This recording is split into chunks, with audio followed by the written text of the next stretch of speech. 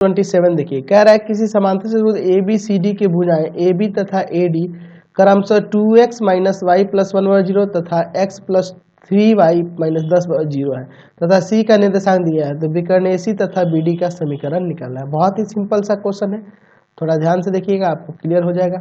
यहाँ पे हम लोग एक समांतर चतुर्भुज पहले रचना कर लेते हैं समांतर चतुर्भुज की, फिर उसके बारे में बात करेंगे। चलिए, तो एक आपका समांतर चतुर्भुज हो गया ए बी सी डी, ठीक है। यहाँ पे हमारे पास ए बी का समीकरण दिया है 2x माइनस वाई प्लस 1 बराबर 0, और किसका दिया है, ए डी का भी दिया है हमारे पास x प्लस में 3y माइनस 10 बराबर 0, और सी का नियामक दिया है -1, -2।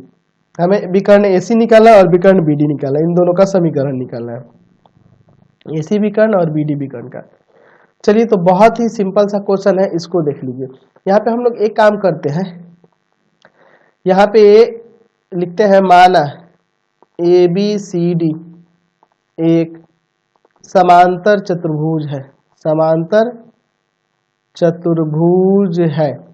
अच्छा, ए बी का समीकरण, ए बी का समीकरण 2x माइनस वाई प्लस 1 बराबर 0।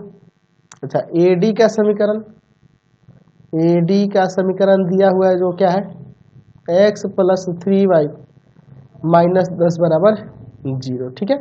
चलिए, अब हम लोग बात करते हैं यहाँ पे, अगर हम इन दोनों को सॉल्व कर दें तो ये वाला बिंदु निकल जाएगा, ए का नियामक निकल जाएगा ना, तो लिखेंगे इसको समीकरण 1 और इसको समीकरण 2, समीकरण 1 तथा 2 से, 1 तथा 2 से।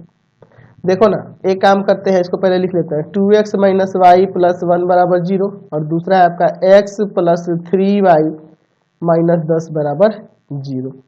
इस समीकरण 1 और समीकरण 2 में एक काम करो ना, इसमें 3 से गुना कर दो और इसमें 1 से, ताकि y वाला सेम हो जाए। तो 3 से गुना करो तो 6x माइनस का 3y प्लस का 3 बराबर में 0, 1 से गुना होगा तो यही होगा x प्लस 3y माइनस 10 बराबर 0। यहाँ देखो ना, 3y कट जाएगा ना, चलिए ये कट गया, यहाँ से क्या होगा, ये 7x और यहाँ माइनस का 7 बराबर 0, यानी x का मान 1 आ जाएगा।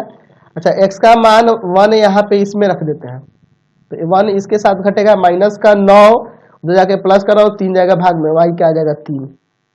समझ गया ना बात को, x की जगह अगर यहाँ 1 रखोगे तो 1 में से 10 घटेंगे, माइनस का 9, -9 उधर जाएगा प्लस का 3 जाएगा भाग में 3 आ जाएगा, यानी कि यहाँ से a का निर्देशांक आ गया, a का निर्देशांक हमने निकाल लिया। बिंदु ए का निर्देशांक क्या आ गया, तो बिंदु ए का निर्देशांक आ गया 1,3, 1,3। तो अब आप एसी का समीकरण नहीं निकाल सकते हो, जब ये और ये दो बिंदु आ गई तो दो बिंदुओं को मिलाने वाली रेखा का समीकरण यानी एसी का समीकरण निकल जाएगा आपसे। फॉर्मूला पढ़े ना, y minus y1 y2 minus y1 बटा x2 minus x1 x minus x1, इस पे रख के नहीं निकाल सकते हैं एसी का समीकरण। बचा बीडी की बात, तो बीडी के लिए आपको बी और डी का निर्देशांक निकालना होगा।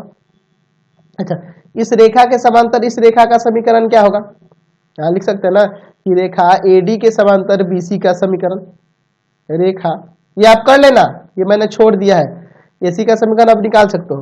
हम लोग लिखेंगे रेखा एडी के समांतर रेखा, समांतर रेखा किसका जी, बीसी का समीकरण,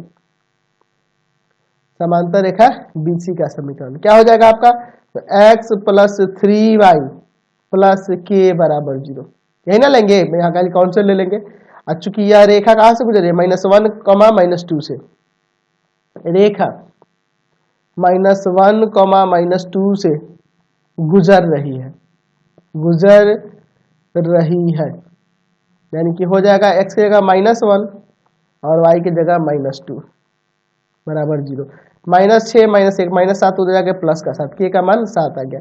इसलिए BC का समीकरण, BC का समीकरण आ जाएगा x प्लस 3y प्लस 7 बराबर 0। चलिए, आपने देखा क्या कि BC का समीकरण आ गया x प्लस 3y प्लस में 7 बराबर 0।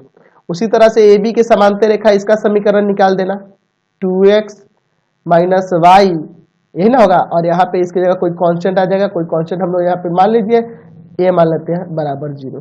अब फिर लिखेंगे कि रेखा -1, -2 से गुजर रही है, तो फिर इसका भी समीकरण निकल जाएगा।